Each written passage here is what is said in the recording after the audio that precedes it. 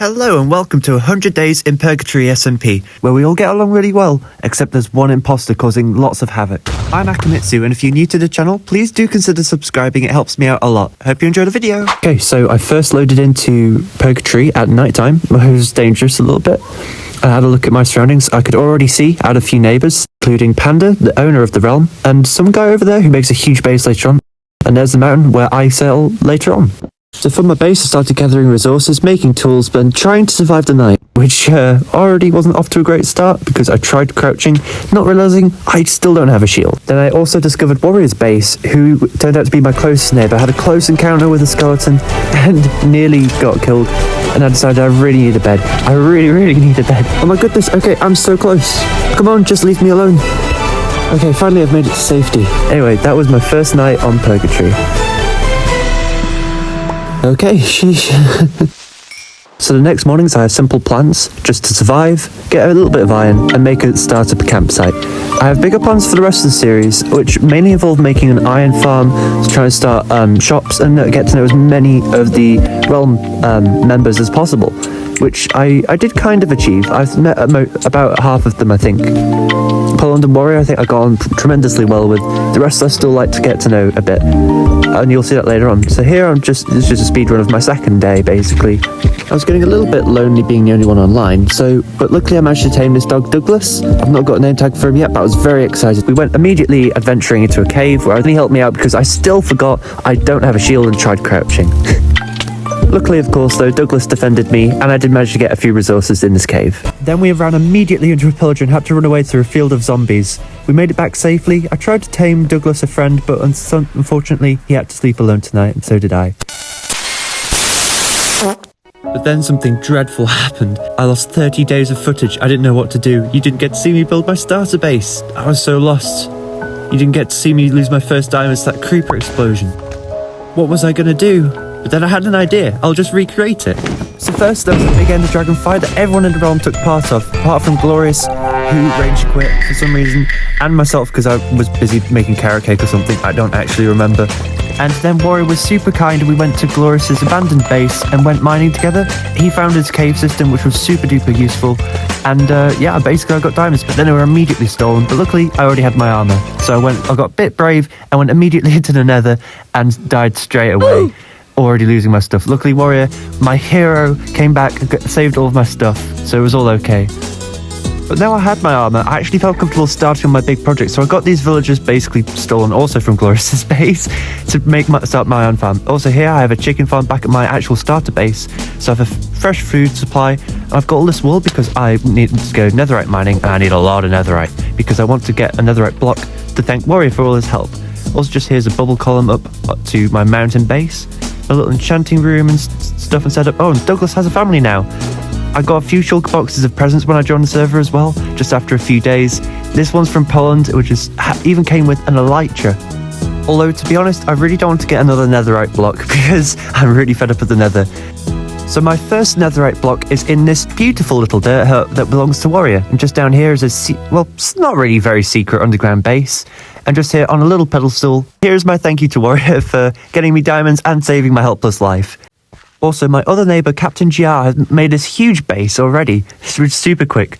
Also, just in here is what should be a bubble column later on, up to my base, where I've got a fairly basic view and farm of a few things. But anyway, I think I've got my own farm running, and I want to go and give my gift to Poland. Yeah, do you know... Okay, so what, just fly and follow me. Okay.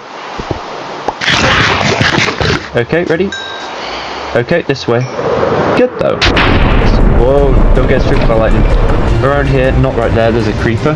So Poland really wanted to get the achievement for turning a villager into a witch from my iron farm, but we had to get them before the storm finished. Hello! Ow! There's... Thank you! Oh yeah, we're right here. Okay. Oh, absolutely. I don't have any babies, but let me just... Oh, for good... Leave me alone! I know, I'm trying.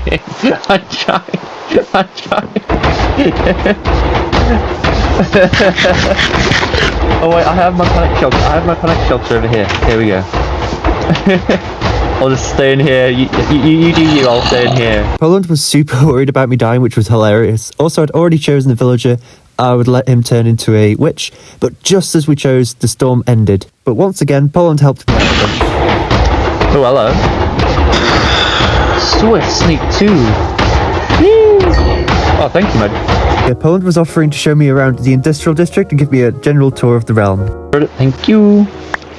Shall we sleep now? But there's more. There's more. Well, that's a good point, actually. I don't know where abouts that is. I'm guessing it's in the nether. Where is I want to get the iron farm sort of finished, so it's working, but I want to make it better. Then I want to make a gunpowder farm, so that because right now I'm a little bit low on fireworks. I have 8 on me. Yeah, I wanted to. So I was talking about giving you the gift in person. So okay, there's a few. About 3 hours. The firework before I hit the ground. Oh, I did it. Oh, I did it. And I might be dying, but I'm fine. Hey. What was that? Hit the cactus? If you could spare some potatoes, that would be really lovely. Oh, I see. Got it. Got 2 potatoes. Yay. Oh, so skeleton spot. Oh, is this it? Oh, is this it? Nice. Let's go. Rotten flesh, my favourite. So here, Panda was showing me the entire industrial district, which was basically just his golden XP farm. It's a really cool design that uses portal ticking, and it's a mechanic I'd never seen before. Yeah, doesn't the portal like go off and on or something? I'm very curious about how this works. Ooh, okay. So because that's going on all the time, this is basically off. I get it. That's really cool. Thank you. Oh, I thought you were gonna try and save it. All right. Let him punch the baby. Hey, oh. The way I get ender pearls is I get a lot of gold. Right, I was netherite farming a while ago, got tons of gold, and then found some piglins and just bartered with them. I've not been to the end yet, actually. It's probably for the best. I'm not almost dead. You are... Alright, that's nice. It's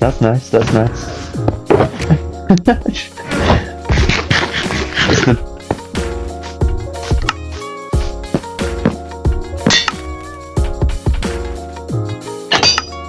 Alright.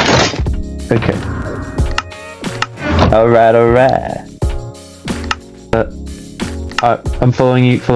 Poland showed me the witch farm, but it's super top secret, so I can't show you where it is. I then tried to make my way to glaciers and through this really beautiful landscape. Got some kelp so I could finally make my bubble elevator that I really wanted. And the glaciers were finally in sight. So I destroyed the entire glacier, and here I wanted to test something out. I heard fortune meant you could get more than 1 snowball from snow. But here I tested it, and it turns out it definitely doesn't work. The reason I want all this ice is because I really want to make some really fast pathways in the nether to all of the different areas like the nether fortress and this glacier and all sorts. Once I connected the nether portal, I labelled it and thought about flying through the overworld, but decided I'd prefer to go through the nether. Unfortunately though, these guys realised the same time I did, I was not wearing gold. So immediately I had to run for it. I was being hit from all sides and I tried activating my elytra and it just wouldn't work.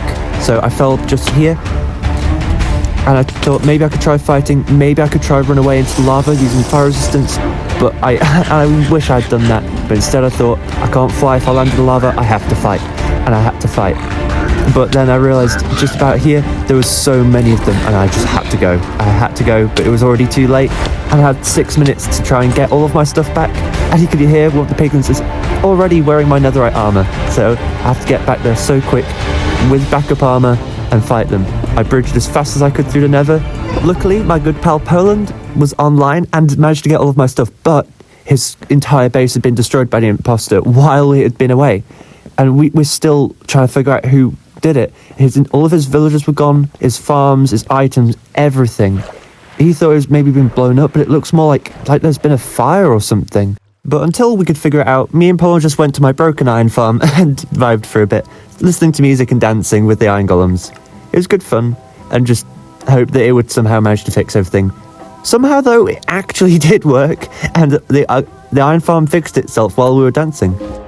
So we kept up our spirits and tried dancing as much as we could to try and fix everything else as well. The iron farm and trading hall is actually doing really well now. You can get 3 iron golems at the same time, and the trading hall's nearly finished actually. Just a few more villages to get into place. It's all good. Also, there's a weird glitch in this update that makes it sound like every time you go through another portal, you're running 100 million blocks every second. I find it really funny though. After that, I really wanted to try some villager curing with zombies and golden apples and all that, but it didn't really go very well because it was only after I got all this set up, I realised the realm is not on hard mode, and a few of my villagers died.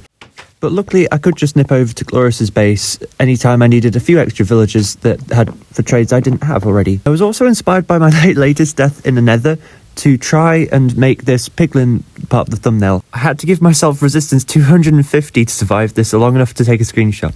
I also managed to finally work with Poland and build a gunpowder farm, which was super useful for fireworks and all that.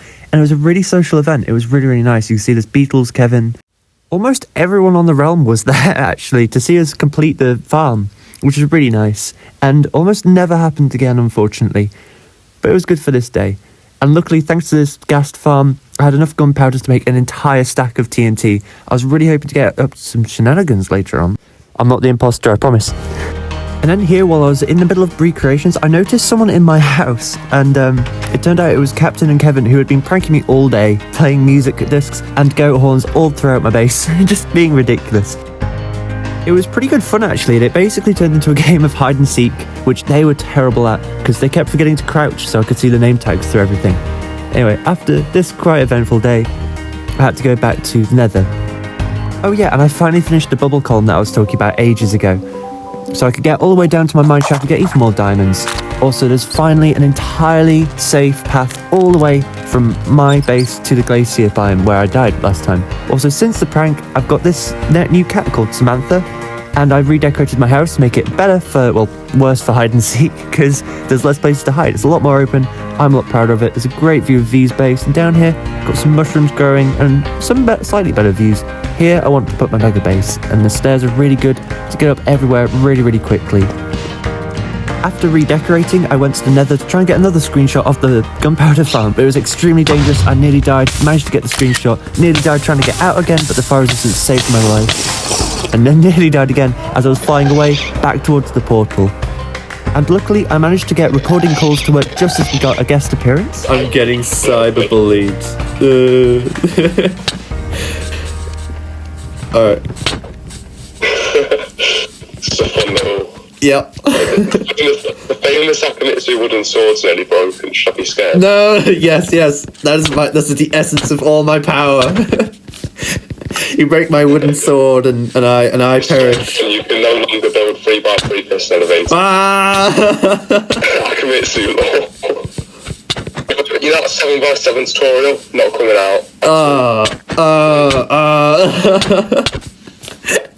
The pain. The pain. How did you kill me before I logged in? I'm going to rename it the famous Akamitsu wooden sword, and you have to hold it in your videos from now on. That's Start fine. to base. That sounds a cool death. You know. Oh wait, it'll actually say like. Oh, that's something to screenshot. Akamitsu was slain by Lockley using the famous Akamitsu sword. I'll give you the sword now. Which should be one dead. Yes. There you go. There's the famous sword. Hey. Right. Can I have some signs, please? I've spent them all on set. There you go. You can have a sign. Oh, one sign. Oh, you're so generous. You're so generous. I didn't mean to place that. I can't use my sword because it will drain my essence. The lower the durability, the lower Akamitsu can function. Exactly. It could be the most overpowered wooden sword. Max enchant it. Yeah. Oh my. Okay, I'll put a thing saying like purchase the stuff at Lockley's shop. So let's go. Could I have some of my gear back now? No. No, I couldn't hear you. Good rock. So I couldn't hear you. Bye. Just wait till you realise I've got the wooden sword, man. What? No. Unfortunately, right after recording, Vananalla's base behind me was burnt down by the imposter, so it looks like the realm might not last much longer. This might be the last episode. Yeah. Luckily, I managed to have time to finish my iron farm completely, so it's still super good. Get all of my villagers organised. Have a little automatic sugarcane farm over here. Yes, carrot farm down there. Some armourers to trade my iron for. And I've got some farmers over here and an automatic melon and pumpkin farm over there to feed them with. Got some mangrove wood from a wandering trader. It's all really, really good, but unfortunately, it's the end of the video. So all that's left to say is thank you so much for watching. I hope you enjoyed, and I'll see you in the next video. Goodbye!